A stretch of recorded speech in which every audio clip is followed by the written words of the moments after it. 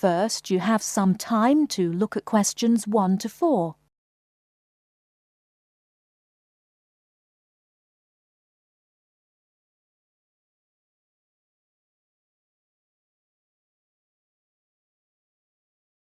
Listen carefully and answer questions 1 to 4. Good afternoon. I have with me in the studio today Dr. Stephen Phillips, author of the new book Silver Lining, which is an investigation into UFOs. Now, Dr. Phillips, can you tell us a little about your book? Yes, certainly. Over the last 12 years, I've become increasingly interested in the subject of UFOs, and this book is a compilation of all the sightings I've heard about, together with evidence. You see, so many people are convinced that there is life on other planets that I thought I would do some research myself. And what did you find? Are we alone in the universe? You sound sceptical. Well, you'll have to buy the book to find out my personal conclusion, but I can tell you this. There are a lot of sightings in a number of different countries, and the surprising fact that I have found is that despite never having met each other, a great number of these witnesses describe an almost identical object. Now, I realize that television and the media has given us all a mental picture of a UFO, a silver ship with bright lights that moves at very high speed. What interested me was that in all the eyewitness accounts I heard, people gave very precise and detailed descriptions that varied only slightly. Reports from America, Europe, even Asia, all share a significant number of similarities. Interesting. Tell me, have you been able to see any evidence yourself? Well, no. My aim in writing this book was not really to present my own opinion, but to gather all the information available and collate it into a kind of reference guide. Personally, I don't have anything much to add apart from the conclusions that I've drawn from the accounts I've heard. I understand that there is a strong body of opinion that claims there is hard evidence that is being suppressed by the American government. Could you comment on that?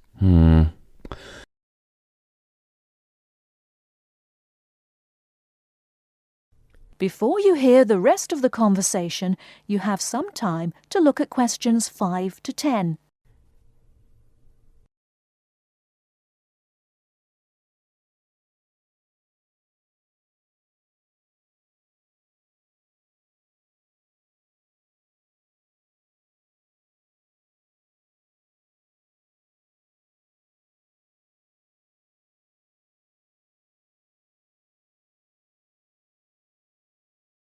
Now listen and answer questions 5 to 10.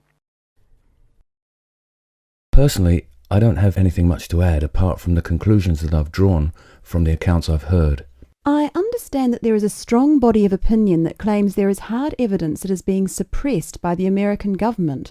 Could you comment on that? The second chapter of my book actually talks about a place in America that has often been in the media, Area 51. Area 51? Yes, it's a military base in New Mexico. In 1947, a man called McBrazel claimed... Sorry, who? McBrazel. That's M-A-C, capital B, R-A-Z-E-L. Anyway, McBrazel claimed to have found pieces of an alien spacecraft on his farm in Roswell.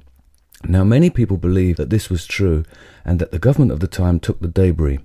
Since that time, they have denied all knowledge of any such find, and accounts by the many leading experts at the time dismissed the claim, believing that McBrazel had actually found pieces of a higher altitude weather balloon that had disintegrated. Now, the lack of information combined with the large number of conspiracy theorists means that no useful scientific conclusion can be drawn, but I have found out one or two surprising details. Again, you'll have to buy the book if you want to find out more. Okay. Now, I understand that an overwhelming majority of UFO sightings occurred in America. Do you find that in any way relevant? Well, as I mentioned before, there are a large number of conspiracy theorists, and the popularity of science fiction programs in America could lead you to suspect that these sightings may be nothing more than an overactive imagination. However, I have found that there are a number of other factors that determine UFO sightings. In Northern Europe, the number of reports is very low, whereas in Southern Europe, where there is more open space, less light pollution, and generally clearer skies, the number of sightings increases. Now, when you consider the vast open areas of America, particularly around New Mexico, there is an argument that UFOs are simply easier to see in certain geographical and climatic situations. Well, I've never thought of that. If I could ask you one final question, Dr. Phillips, what about alien abduction? Well, I don't really cover that in my book. You see, I was looking to present facts from which people could draw their own conclusions. With these reported abductions, I've found them to be very unreliable. Well, thank you very much for your time. Before we finish, I'd just like to add that Silver Lining is available at all leading bookstores, priced at £19.99. Until next week, goodbye. That is the end of part 1. You now have half a minute to check your answers.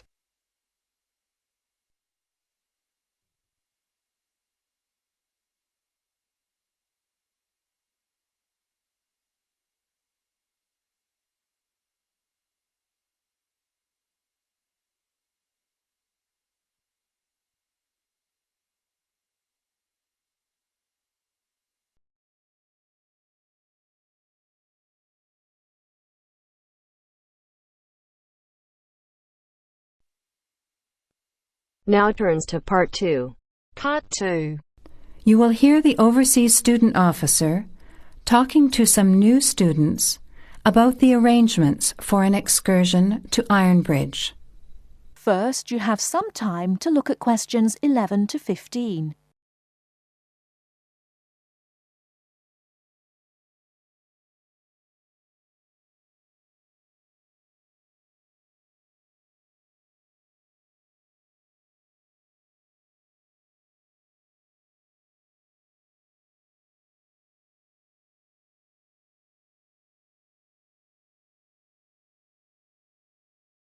Now, listen carefully and answer questions 11 to 15.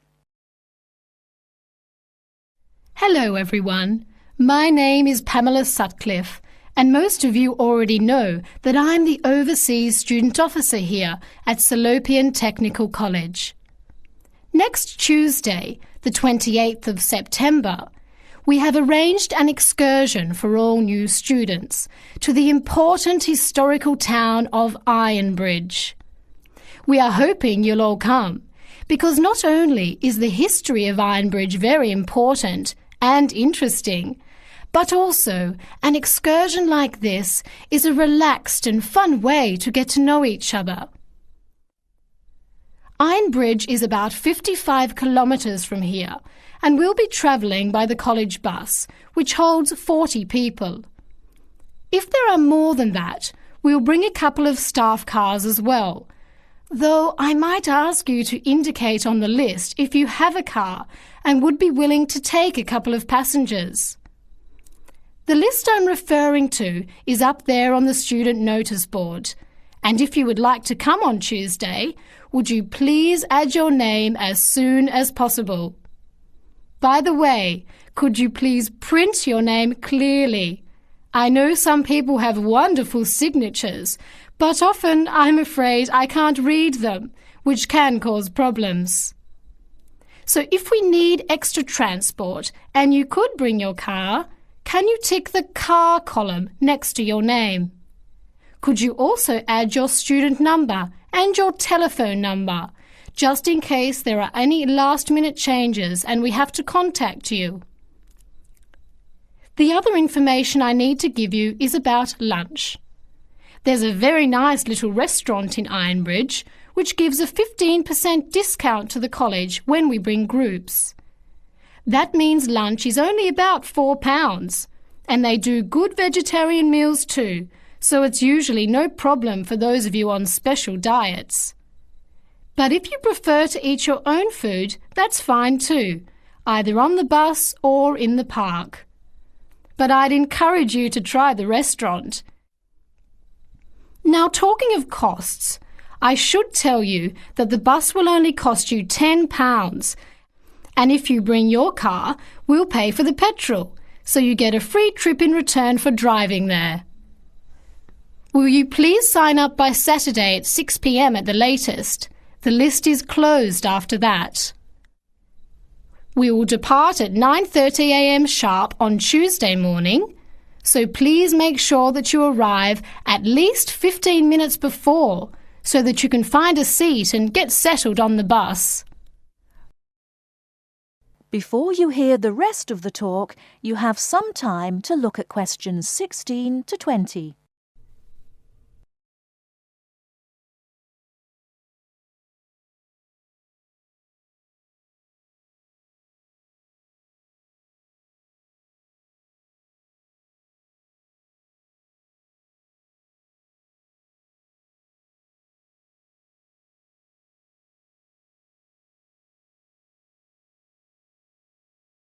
Now listen and answer questions 16 to 20. The college bus garage is behind the engineering workshop. It's quite easy to find. If you come here to the Student Union building, then walk east down the avenue until you get to the childcare centre on your left, and then turn left and walk past the sports centre and the tennis courts, which are both on your left. Cross over Central Square, and opposite you is the engineering workshop. Walk around the back and you'll see the bus.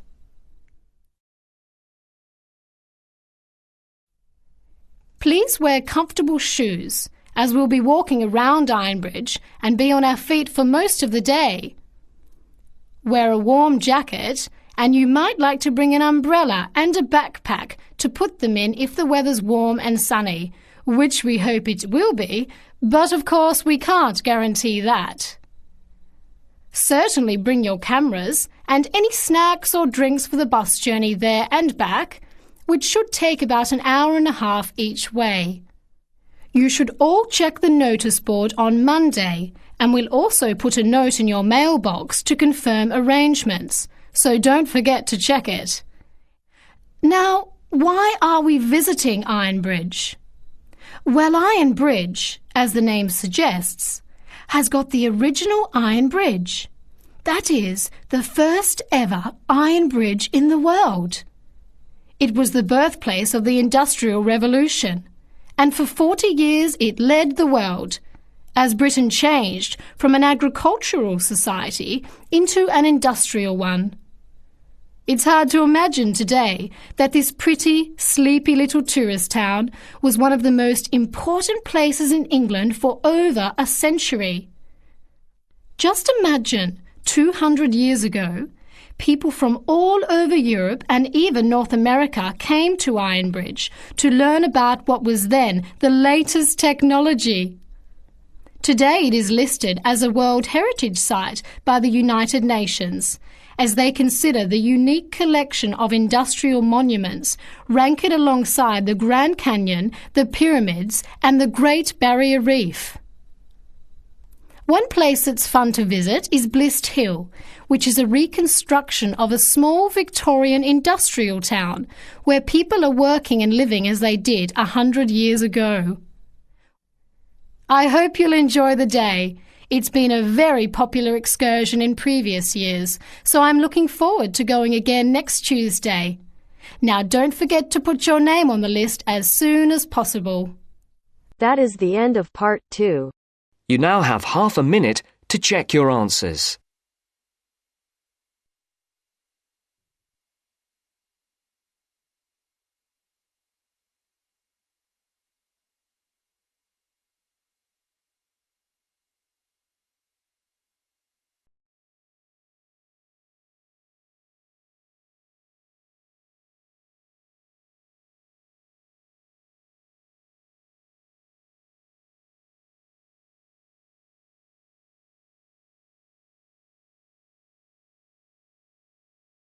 Now turns to part 3. Part 3.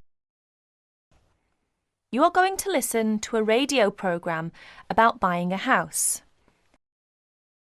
First, you have some time to look at questions 21 to 25.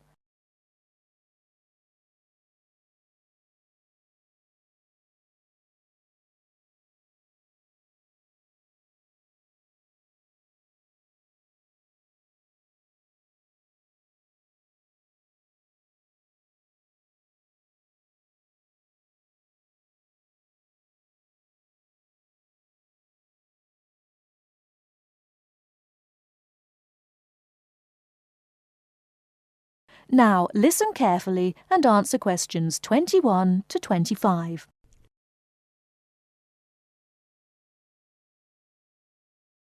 Good afternoon, listeners. Today, I'd like to welcome Edward Fox, who is going to talk to us today about buying a house. Edward. Thank you, Eunice. For most people, at least, buying a house is a major life event, and probably the single most expensive item you are ever likely to buy. It is also a place that you can make your home. Therefore, thinking carefully before you make a purchase is of the utmost importance. One of the most important things to consider before buying any property is the location, because remember, it is where you plan to spend a large part of your life, or indeed the rest of your life in some circumstances. Therefore, consider the type of life you enjoy leading. Are you a very sociable person who enjoys nightclubs and discos? If so, then you may wish to consider something close to the city, or indeed in a city where it is convenient for all types of nightlife. On the other hand, if, like me, you prefer a quieter life, then you may want to consider something away from the city. However, do remember that proximity to your place of work is also important. Indeed, we spend most of our life at work, and you don't want to have to spend 2 or more hours every day travelling to work now, do you? Therefore, transport is the utmost importance. City suburbs, however, are often conveniently located for commuting to work, all for shopping, without being in the heart of a busy city. You may, however, think that a house in the suburbs would be far too expensive. Yet houses located in cities can often exceed the price of suburban houses. So check out the prices. You may be surprised. Family is another important consideration. You may prefer a house that is away from a busy street or main road.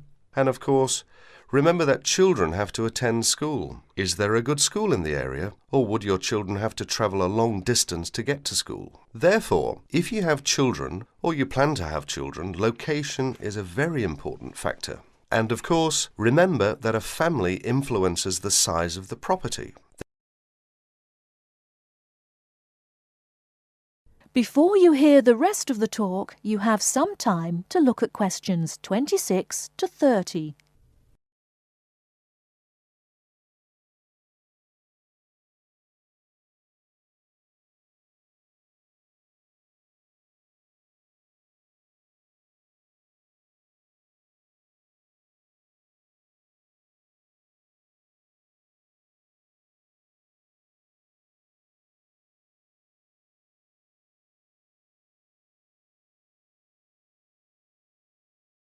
Now listen and answer questions 26 to 30. And of course, remember that a family influences the size of the property. There are, of course, various types of houses. There are detached houses which stand alone and are not joined by to another building. Then there are semi-detached houses, which, incidentally, are the most common, and for good reason, because they are less expensive than detached houses. This is because they are, in fact, 2 houses joined together, and therefore take up less space. And finally, there are townhouses, which are many houses joined together to form a long row. But don't think that townhouses are less expensive than semi-detached houses. They rarely are. This is because they are usually built in cities where the prices of property is very expensive indeed. The age of property is another consideration. If you're considering buying an old house, beware. You may be faced with expensive repairs and renovation bills. So have the house thoroughly checked by a professional surveyor before you decide to buy. But then again, there are things you can look for yourself. Things such as the condition of the woodwork, especially doors and windows that can be expensive to replace. More importantly, make sure all the fixtures and fittings, things such as cupboards, sinks, taps, bathtubs, are all in good working order, because replacing kitchens and bathrooms can be a very costly business. And don't forget the garden. If the property has one, if you enjoy gardening, then fine. But if you don't enjoy gardening, then you may prefer a small garden as opposed to a big one. But even if you do enjoy gardening, it is important to remember that gardens take up a lot of your time. So keeping a garden in good order may be very difficult if you work long hours. One final thing is the general feel of the place. Does it have a good atmosphere? And most importantly of all, would you feel comfortable living there? Thank you, Edward. But I'm afraid that's all we have time for today. But I'll be back next Wednesday when my guest speaker will be talking about buying a computer. So until then, bye for now.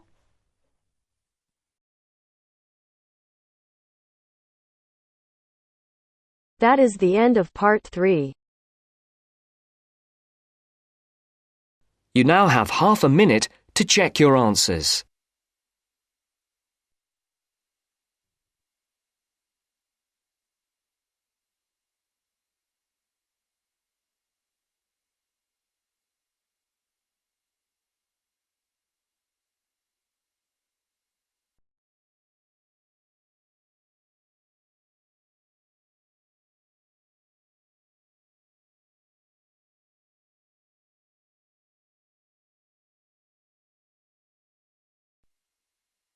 Now turns to part 4. Part 4. You'll hear a lecture on human civilization. First, you have some time to look at questions 31 to 40.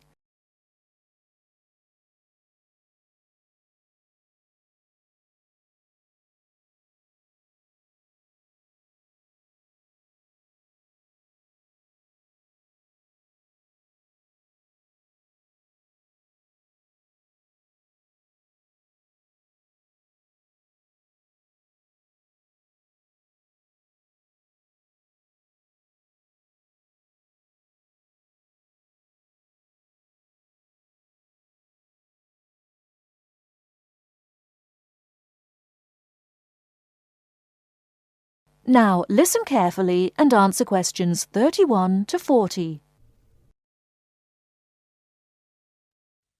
Today in our History Series lectures, Professor Smith is going to introduce the history of human civilization.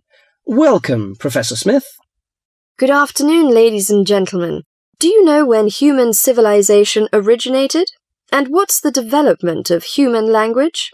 Well, the first 2 stages in the development of civilized man were probably the invention of primitive weapons and the discovery of fire, though nobody knows exactly when he acquired the use of the latter. The origin of language is also obscure. No doubt it began very gradually.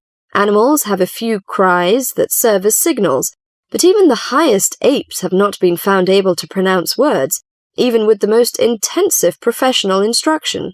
Apparently, a necessity for the mastering of speech is the superior brain of man. When man became sufficiently intelligent, we must suppose that he gradually increased the number of cries for different purposes. It was a great day when he discovered that speech could be used for narrative. There are those who think that in this respect, picture language preceded oral language. A man could draw a picture on the wall of his cave to show in which direction he had gone, or what prey he hoped to catch. Probably picture language and oral language developed side by side. I'm inclined to think that language has been the most important single factor in the development of man. 2 important stages came not so long before the dawn of written history. The first was the domestication of animals. The second was agriculture. Agriculture was a step in human progress to which, subsequently, there was nothing comparable until our own machine age. Agriculture made possible an immense increase in the number of the human species in the regions where it could be successfully practiced. These were, at first, only those in which nature fertilized the soil after each harvest. Agriculture met with violent resistance from the pastoral nomads, but the agricultural way of life prevailed in the end because of the physical comforts it provided. Another fundamental technical advance was writing, which, like spoken language, developed out of pictures, but as soon as it had reached a certain stage, it was possible to keep records and transmit information to people who were not present when the information was given. These inventions and discoveries, fire, speech, weapons, domestic animals, agriculture, and writing, made the existence of civilized communities possible. From about 3000 BC until the Industrial Revolution, less than 200 years ago, there was no technical advance comparable to these. During this long period, man had enough time to become accustomed to his technique and to develop the beliefs and political organizations to appropriate it. There was, of course, an immense extension in the area of civilized life. At first it had been confined to the Nile, the Euphrates, the Tigris, and the Indus, but at the end of the period in question it covered much the greater part of the livable globe. I do not mean to suggest that there was no technical progress during this long time. There was progress. There were even two inventions of great importance, namely gunpowder and the mariner's compass. But neither of these can be compared in their revolutionary power to such things as speech and writing and agriculture. That is the end of part 4. You now have half a minute to check your answers.